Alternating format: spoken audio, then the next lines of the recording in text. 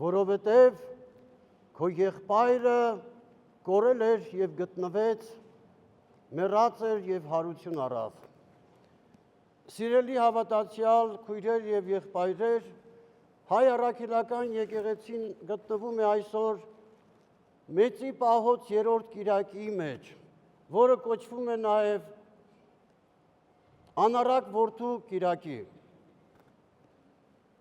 Մենք մի ճամփորդության դուրս եկանք միասին մշտապես խնդիր ունենալով մեր հոգու մեջ գտնել մեր կատարած մեղքերը եւ այս օրերը օգտագործելով Աստծուց թողություն խնդրել մեր մեղքերի համար, ինքնամաքրվել եւ ինքնասրբվել։ Մեծի Պահոց առաջի կիրակին հիշում եք բուն բարեկենդանն էր։ Աստված ստեղծեց մարդուն, բնակեցրեց Եդեմական դրախտում, թույլ տվեց օգտվել ամեն ինչից, բայց ասաց այս մեկը արգելվում է ձեզ անել, որովհետև եթե դուք դա անեք, պիտի մահանաք։ Ճիշտ է, մենք տեսնում ենք, որ արտաքսման կիրակի ժամանակ Ադամը ֆիզիկապես չի մահանում, հոգեպես է մահանում, բայց վտարվում է դրախտից։ Եվ այսօր Մեծի Պահոց 3-րդ կիրակին է, Անառակ որդու կիրակին։ Այս առակը, երբ պատմեց Քրիստոս, նախ ինքը որպես առակ ավետարանի մեջ մի ավետարան է, որովհետև երբ որ Անառակ որդու առակը կարդում ենք, նրա մեջ աստվածային բոլոր պատգամներն են, հրահանգներն են, կարծես թե Աստծո ամբողջ պատգամները դրված են այս առակի մեջ։ Ես հիմա պիտի խնդրեմ, որ մեր երիտասարդաց միության անդամն ունենք, երևի այստեղ է, ինքը ընթերց առակը։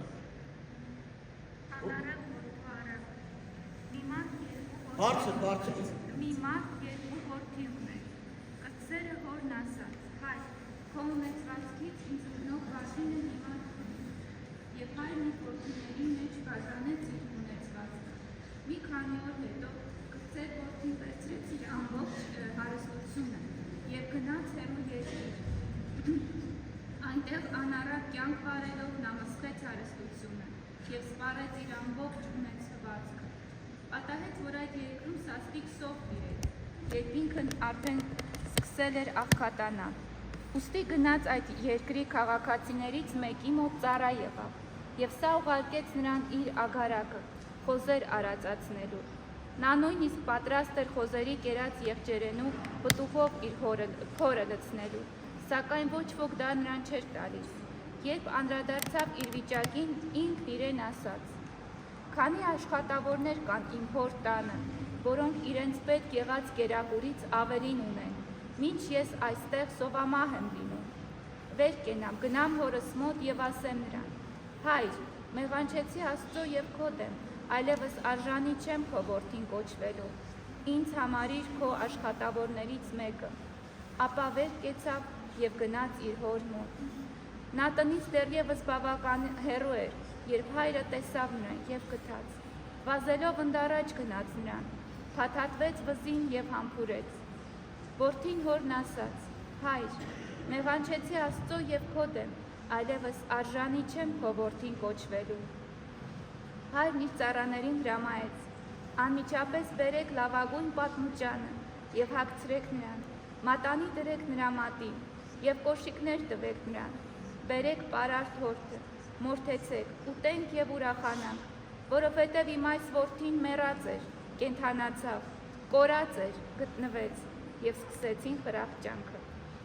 Մինչ այդ ավագ որդին ագարակում էր։ Վերադարձին, երբ մոտեցավ տանը, երգի եւ բարի ձայներ լսեց։ Կանչեց ծառաներից մեկին եւ հարցրեց, թե ինչ կա։ Ծառան ասաց նրան. քո եղբայրն է եկել, եւ որովհետեւ նա ողջ առողջ վերադարձավ, հայրդ մորթեց պարարտ հորթը, եւ ավագ եղբայրը զայրացավ եւ չուզեց ներս մտնել։ Իմանալով այդ մասին, հայրը դուրս ելավ եւ աղաչեց նրան, որ ներս մտնի։ Իսկ նա պատասխանեց. տարիներ է վեր ծառայում եմ քեզ։ Քո ոչ մի հրահանգ երբեք չեմ անտեսել, սակայն դու նույնիսկ մի ուր չտվեցիր ինձ, որ ուրախանայի բարեկամներիս հետ։ Մինչդեռ երբ եկավ քո այդ որդին, որը քո ունեցվածքը մսխեց կոռնիկների հետ, դու պատրաստ հորթը մորթեցիր նրա համար։ Հայրը նրան ասաց. տղաս,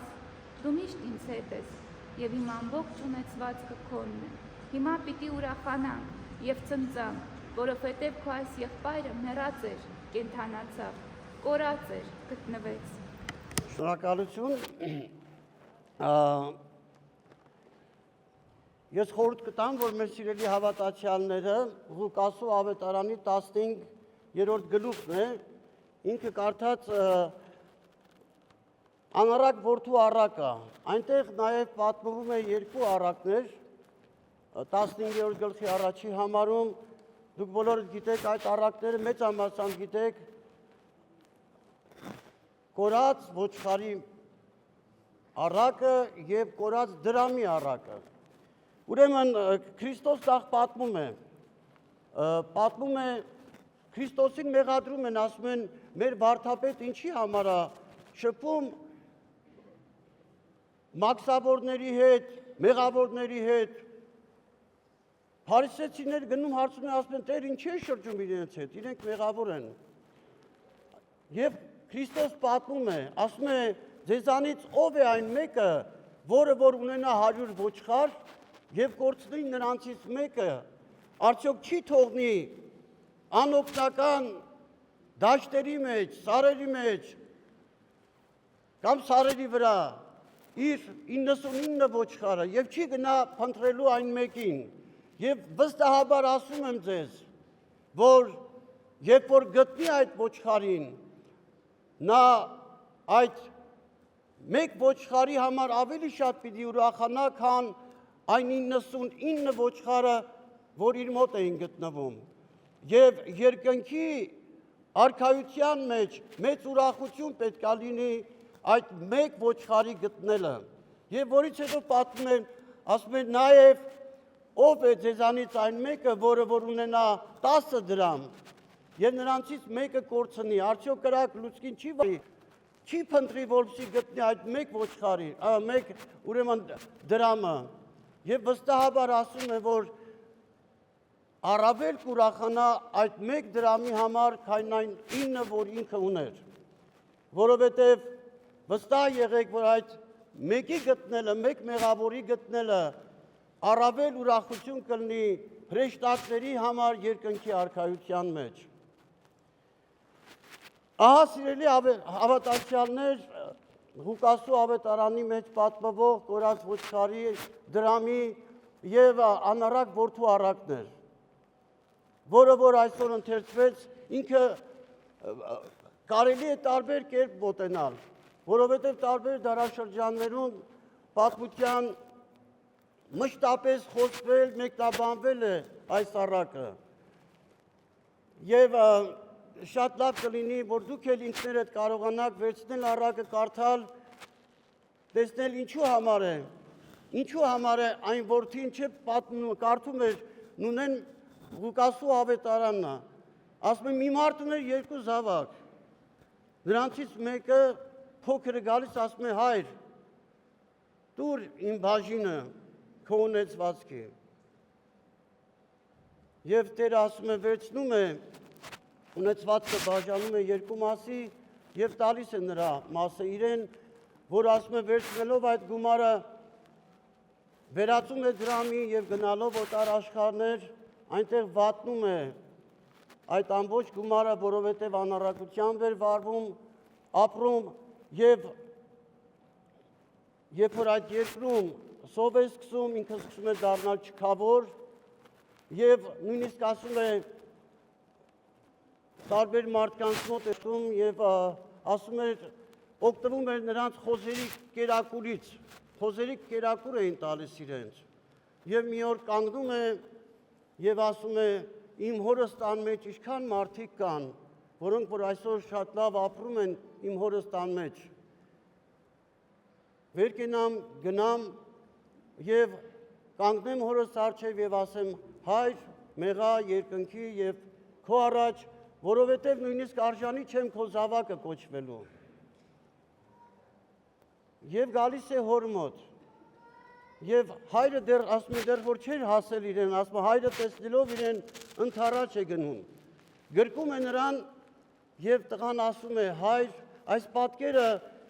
շատ եկեղեցիներում այս հանդիպման պատկերը մեր ճարտարապետության մեջ կա, մեր մանրանկարչության մեջ կա, այս հանդիպման շատ գեղեցիկ նկար ուներ Ռեմբրանդտը,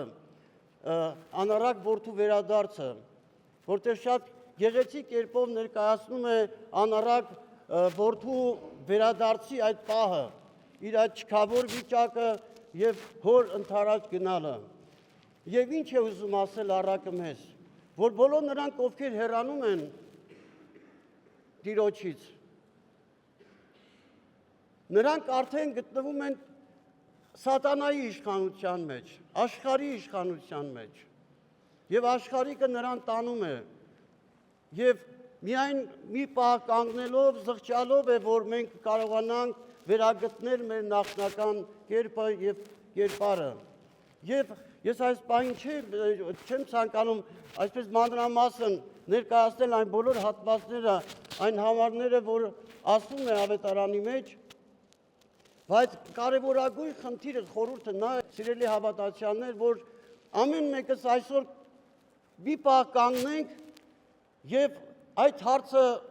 այդ մեզ ինքներս տանք, արդյոք չգնանք Տիրոջ մոտ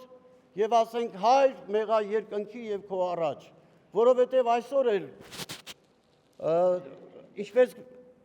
մեր Տիրոջ Հիսուս Քրիստոսի բոլոր առակներում, պատգամներում նրանք բոլոր ժամանակների համար են ասված, բոլոր ժամանակների մեջ նրանք նորովի են ընկալվում եւ այսօր էլ են նորովի ընկալվում եւ այսօր էլ մենք հոգեպես խնդիր ունենք ինքներս մեզ հարցնելու, արդյոք մենք մեղավոր վիճակի մեջ ենք գտնվում, արդյոք մենք էլ չպիտի կանգնենք եւ անառակ որդու նման մոտենանք եւ ասենք Տեր մեղա երկնքի եւ քո առջև։ Ես վստահ եմ, որ շատերը ունեն այդ խնդիրը, այդ կարիքը, նամանավանդ մեր օրերին, երբ որ այս կորոնա հիվանդությունից հետո Արցախյան պատերազմից հետո հոգեբանորեն փոխվեց մեր ժողովուրդը։ Եվ այսօր մի դմբրած այսպես մի երանելի չեմ ասում, կամ երանելի բացասական իմաստով վիճակի մեջ է գտնվում։ Որովհետև մենք մշտապես շեղվում ենք Տիրոջ լուսավոր ճանապարհների ընթացքից։ Մենք ավելի շատ երկրի վրա ենք ապրում եւ մեր բնակարանը հենց անառակ որդու այն պահի մեջ է, որ անառակ որդին թողնում եւ գնում է հորից։ Գնում է եւ նյութին է նվիրում, ամեն ինչը նյութական, իսկ նյութը ինքը ոչնչացող, ինքը ոչնչանում է եւ միայն աստվածային սերն է, որը կարողանում է մարդուն բարձրացնել եւ դեպի հավիտենական կյանք առաջնորդել։ Այսօր մեր ապրելակերպի մեջ ամենուրեք կարող ենք տեսնել, տեսեք հիմա մի խնդիր է առաջացել հայ եկեղեցու պատմության առարկան են դպրոցից անում, բայց գիտեք հայ եկեղեցին կամ կրոնի պատմությունը, հայ եկեղեցու պատմությունը դա միայն պատմություն չէ, դա մշակույթ է եկեղեցին, եկեղեցին ճարտարապետություն է, երաժշտություն է, չէ, որմնանկարչություն է, այս ամեն ինչ որ ես քիչ առաջ ասում եմ, այդ ամբողջը մեր շատ հին եկեղեցիների պատերի վրա դուք կտեսնեք փորագրված։ Եվ շատ բաներ ինչպես Քրիստոսը առակների միջոցով էր ասում, չէ Քրիստոս ասեց գնացեք, քարոզեք, մկրտեք հոր որդու եւ Սուրբ Հոգու անունով։ Եվ այսօր այդ բոլորը քարոզչական մի նաեւ նպատակ ունեն։ Մեր այն գեղեցիկ քանդակները, որոնց առարկան կամ նյութը եղել է ավետարանական պատմությունը, որովհետև մենք դրանով ենք դաստիարակվել, դրանով է որ կարողացել են գոյատևել ու ապրել։ Սա մի մշակույթ է, իսկ մշակույթը չես կարող բաժանել։ Մշակույթը մի ընդելուծված շղթայի նման է, այնտեղից մի ողականից ինքը կքանդվի։ Վստահաբար եմ ասում ձեզ, մեկ օղակը հանեցիք կքանդվելու է։ Եվ ամենակարևորագույն օղակներից մեկն է, հայ եկեղեցին, որը որ դաստիարակում էր որպես քրիստոնյա հայորդի դաստիարակել խնդիր ունենալով։ Քրիստոնյա, հայրենասեր, հակառակ դեպքում կլինի այնպես, ինչպես որ անառակ որդին էր։ Եվ ես վստահ եմ, որ այսօր շատ-շատերը մեզանից պիտի հայրենասիրական, եկեղեցասիրական այս մղումներից առաջնորդված կարողանան ապրել իրենց երկրային կյանքը։ Հարակային անառակ որդու կրծես զավակի նման պիտի միշտ կարոտ մնան նույնիսկ այն խոզի, հա? Եվ սա շատ հրյա ժողովուրդը խոզի միշտ չի օգտագործում հենց դրա համար։ Նրանց համար ամենավատ կենդանու միսն էր, որ ավետարանի մեջ ասվում է։ Եվ այնտեղ մի կարևոր էլ մի պահ կա, որը որ խոսում է Քրիստոսի փրկagorցության մասին, որ ես ուզում եմ ասել։ Դա գիտեք որ պահն է, որ Քրիստոսի երկրորդ գալստյան մասին է խոսվում, ասում է բանը պարարտ ես մորթես, չի ասում պարարտ ուլ կամ ոչխար մորթվեց, ասում են պարարտ ես, ինչու պարարտ ես, որովհետև այն ինչ որ պատրաստվելու էր մեկ անձի համար չէր պատրաստվելու, այդ բոլորի համար էր, բոլոր մարդկության համար էր, դրա համար ասում խորհրդանշելով Քրիստոսի փրկagorցության խորհուրդը, որ Քրիստոս պիտի գա եւ մարդուն այս ադամական մեղքից պիտի բարձրացնի։ Բուն բարեկենդանուն կենդանին վայելում էր Աստծո ներկայությունը սերը մեղք գործելուց հետո արտաքսվեց դրախտից եւ այսօր արդեն Տերը մեզ այս ճամփորդությունը շարունակելով ասում է, որ ճիշտ է մարդը մեղանչական է, մարդը մեղք գործեց, բայց Աստված միշտ սիրում է մարդուն։ Եվ ինչպես անառակ որդու հայրն էր ընդառաջ գնաց իր զավակին, ասեց հագցրեք այն ամեն ինչ որ ինքը ուներ, այդպես էլ յուրաքանչյուր մեկ մեղավոր,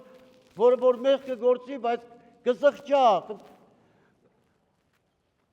իր կատարած մեղքը եւ Աստծուց թողություն կխնդրին, նա անպայմանորեն պիտի գտնի այդ թողությունը, Տիրոջ օրհնությունը, սերը եւ խաղաղությունը։ Ահա սիրելի հավատացյալներ, սա այսօրվա անառակ որդու առակի խորհուրդը, որի վրա ասեմ շատ լայն նյութ է ինքը բազմաթիվ անգամներ մեկնաբանված առանձին համար կարելի է քննարկել, բայց ոչ քարոզի ժամանակ։ Պարզապես իմ պատգամն է, որպեսզի այն մարդիկ, ովքեր որոնք որ մեծի պահոց շրջան են ապրում եւ իրոք ուզում են, որ մեր Տիրոջ Հիսուս Քրիստոսի հրաշափառ հարության, այսպես ավետիսը մաքրված, սրբված մեկը մյուսին փոխանցել, անպայման իրենց հոգու մեջ պիտի նախ ունենան հարուսյալ փրկչի ներկայությունը եւ այդ դեպքում է որ մեր հավատացյալները մշտապես ունենան մեր Տիրոջ Հիսուս Քրիստոսի օրհնությունը, սերը, խաղաղությունը այժմ եւ միշտ եւ հավիտյանս հավիտենից ամեն